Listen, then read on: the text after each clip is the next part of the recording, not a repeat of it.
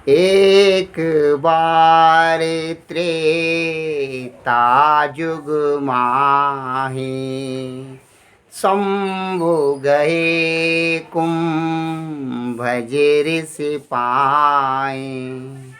संग जननी जग जगत भवानी पूजे मुनि अखिलेश्वर जानी। पूजे मुनि अखिलेश्वर जानी। नमस्कार, जय हिंद। आप सबका स्वागत है उत्तराखंड हिलांसी ब्लॉग में। आपका स्वागत करता हूं, जिसमें कि रामायण के प्रसंगों की हम चर्चा करते हैं। आज का प्रसंग है, एक बार त्रेता जुगमाई शंभु गए कुंभज ऋषि पाई। संग सती जग जननी भवानी पूजे मुन अखिलेश्वर जानी। एक बार की बात है, त्रेता युग की बात करता है। तुलसी बाबा लिखते हैं कि त्रेता युग में एक बार भगवान शंकर कुंभज ऋषि पाए। कुंभज ऋषि कहते हैं अगस्त मुनि को। और महर्षि अगस्त के बारे में एक कथा प्रचलित है कि उन्होंने एक बार पूरे समुद्र को ही पी लिया था। अब आजकल के लोग, जिनकी बुद्धि छोटी होती है, जिनकी बुद्धि ज्ञान और विज्ञान में समता नहीं कर पाती, वे कहते हैं कि एक आदमी कैसे समुद्र को पी सकता है। लेकिन अगर आप थोड़ा भी ज्ञान रखते हैं, विज्ञान की दृष्टि से अगर आप देखें कि अगर H2O को आप हाइड्रोजन और ऑक्सीजन के अणुओं में उनका विभाजन कर देते हैं तो जो पानी है पूरा ही वाष्पित हो जाता है, पूरा ही हाइड्रोजन ऑक्सीजन में बदल जाता है। और पूरा जो पानी का जो अणु में उनका विभक्तिकरण है, वह अगर कोई करना जाने तो पानी को चुटकियों में वह क्या कर सकता है, वाष्पित कर सकता है, अर्थात पी सकता है, अर्थात विलुप्त कर सकता है। तो उन कुंभज ऋषि के जब पास गए त्रेता युग में भगवान शंकर, और कुंभज ऋषि ने माता जग जननी भवानी उनके साथ में थे, उनको अखल सारे सृष्टि के एक अखल ईश्वर के रूप में जानकर उनकी वंदना की।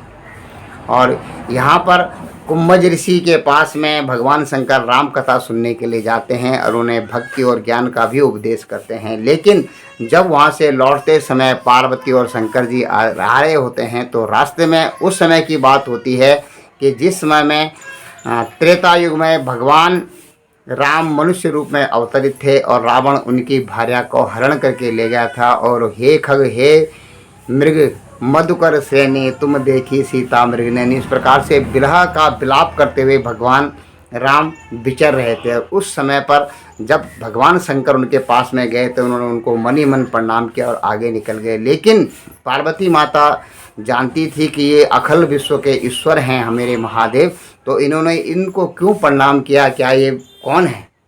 और इस बात का संशय करने के लिए उन्होंने भगवान शंकर से भी इस बारे में पूछा। लेकिन भगवान शंकर ने उनको कहा कि आप जाकर के स्वयं परीक्षा ले लीजिए।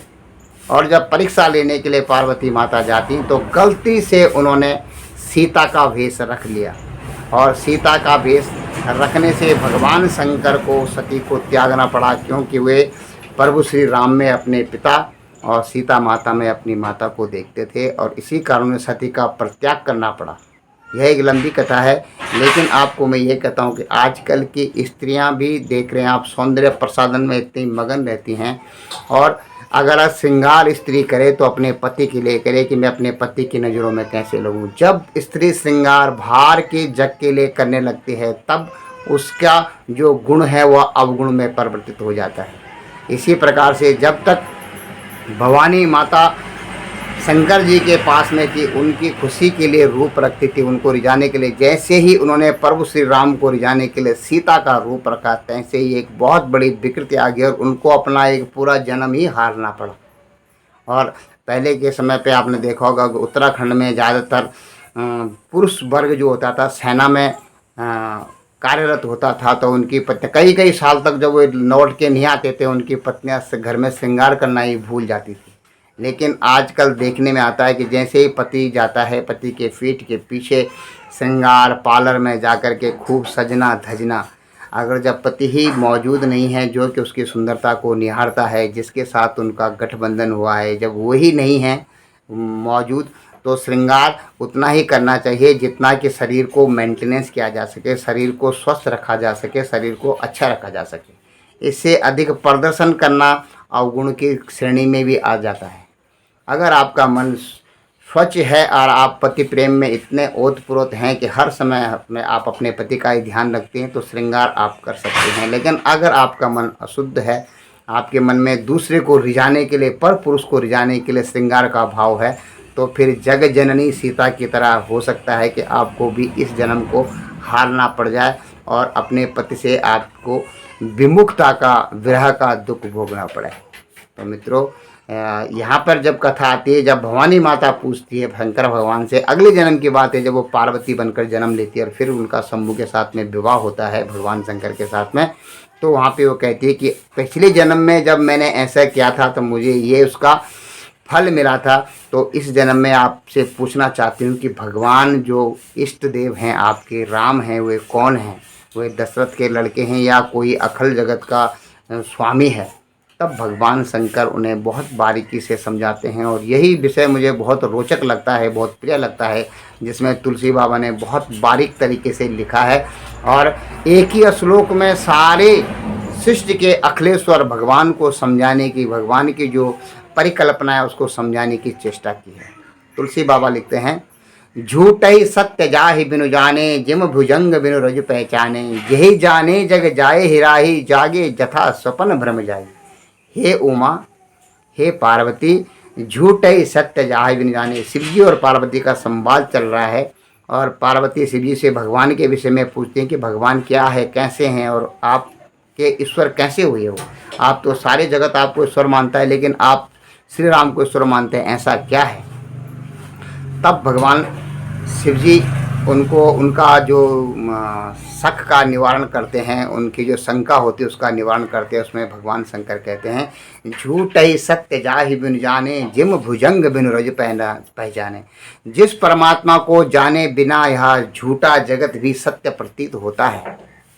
और कैसे होता है? जिम भुजंग बिनु रज पहचाने, जैसे आप रस्सी को नहीं पहचानते हैं तो उसमें सांप का भ्रम हो जाता है और आपके मन में डर भय उत्पन्न हो जाता है कि आपके घर के पास में सांप पड़ा हुआ है, जबकि अंधेरे में आपने उसकी सत्यता को नहीं जाना है।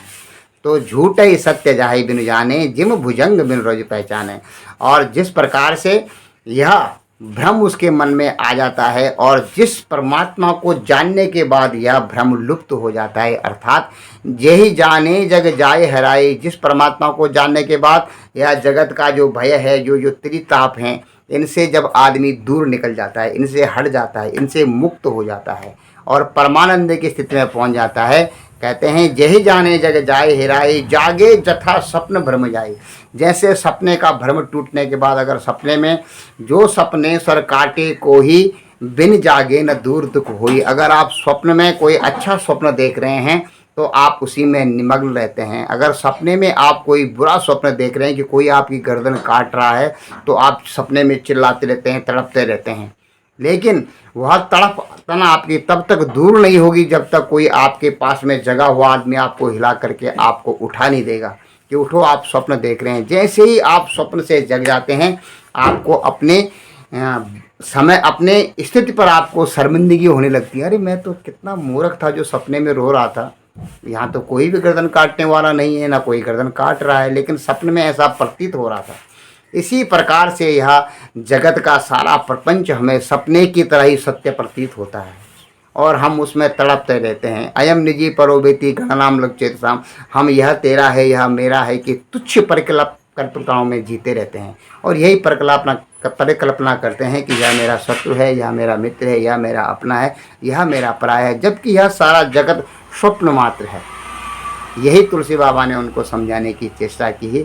जो सपने सर काटे को ही बिन जागे न दूर दुख होई। अगर सपने में कोई आपका सिर काट रहा हो तो आपको जरूरी है कि आपके पास में कोई जागृत इंसान होना चाहिए जो आपको जगा सके।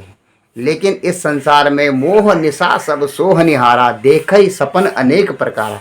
इस मोह रूपी रात्रि में सभी सोए हुए हैं, जगाने वाला कोई नहीं है। जिसका अपने 5 इंद्रियों पे कंट्रोल है और जो उनके विषयों को जानता है, रूप रस गंध शब्द स्पर्श को जानता है और उन पर कंट्रोल करके रखा हुआ है, अपना अधिकार करके रखा हुआ है, जो इंद्रिय जीत है, इंद्रियातीत है, जो वह परमात्मा को कुछ समझ सकता है, वह जीव को, ईश्वर को और आत्मा को अलग अलग समझ सकता है और इस जगत के मायावी प्रपंचों को भी समझ सकता है।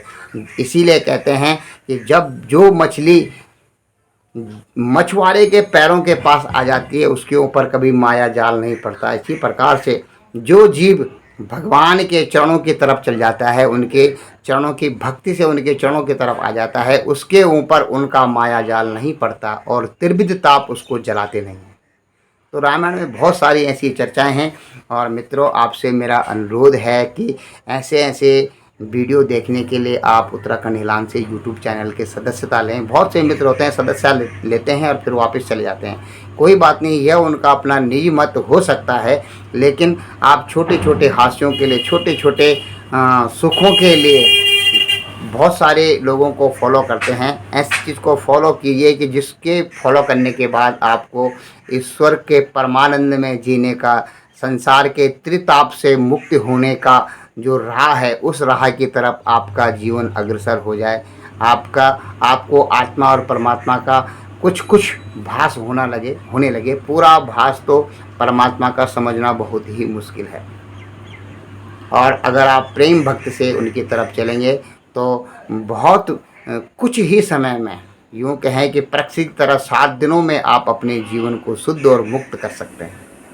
और मेरा आपसे इतना ही कहना है कि अगर आपको ये वीडियो अच्छे लगते हैं तो उत्तराखंड हिलान से यूट्यूब चैनल को ज़रूर सब्सक्राइब कीजिएगा, लाइक कीजिएगा और बेल आइकॉन को दबाइएगा, ताकि मेरे द्वारा ये छोटे छोटे वीडियोज़ हैं, यह तुलसी बाबा, रामचरितमानस से, भागवत श्री ग्रंथ से, हमारे पुराणों से, सनातन धर्म की जो सोच है उनसे लिए गए हैं।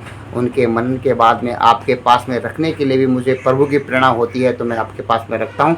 नहीं तो लंबे इंतज़ार के बाद भी मैं कभी वीडियो नहीं बनाता। लेकिन कहते हैं कि दूजे के होंठों को देकर अपना गीत को ही निशानी छोड़ फिर दुनिया से डोल। अगर आपने कुछ प्राप्त कर लिया तो उसमें से कुछ हिस्सा आप ज़रूर दान दीजिएगा, और यह दान एक विद्या दान होता है। हो सकता है आप उम्र में बहुत मुझसे बड़े हों, ज्ञान में भी बड़े हो सकते हैं, उम्र बड़े हो सकते हैं, लेकिन यह तुच्छ प्रेरणा जो मुझे मिली है, इस प्रेरणा के माध्यम से मैं आपसे जो ये बातें कर रहा हूँ, हो सकता है आपको रुचिकर लगें, हो सकता है आपको अच्छी लगें। तो ज़रूर चैनल में आकर अपनी उपस्थिति दर्ज कीजिएगा और चैनल को सब्सक्राइब कीजिएगा, लाइक शेयर कीजिएगा, जिससे कि सनातन धर्म की वृद्धि हो। और इसके पीछे और कोई भी मेरा रीज़न नहीं है, कोई भी कारण नहीं है। हम सब मिलकर एक साथ एक ऐसी दिशा में चलें जिससे कि हम सच्चे रूप में मनुष्य बन सकें। आप जानते हैं, आहार निंद्रा भय मैथुनम चा समान बेता पशु भी नराणाम। आहार, निंद्रा, भय और मैथुन के ये 4 जो गुण होते हैं, जो पहले से इंस्टॉल होकर हमारे अंदर आते हैं, ये तो पशु में भी होते हैं और हमारे अंदर भी होते हैं। तो एक पशु में और हम में एक अलग होने के लिए एक सिर्फ धर्मो ही एको अधिको विशेषो, धर्म ही एक ऐसा अधिक और विशेष है। धर्मो विहीन नर पशु भी नरा, धर्मो विहीन नर जो है वह पशु के समान ही है। और जो धर्म को जानता है कि मुझे कब, मेरा किस समय क्या धर्म है, वह ईश्वर को भी एक दिन जरूर जान जाएगा। तो कहते हैं, झूठे सत्य जाहि बिनु जाने, जिम भुजंग बिनु रजु पहचाने, यही जाने जग जाए हेराई, जागे जथा सपन भ्रम जाई। और इसी के मामले में एक ऐसा भी आता है, रजत सीप महु भास जिम, जथा भानु करिवार, तदप मृषा तेहु काल सोही, भरम न सकई कोई टार।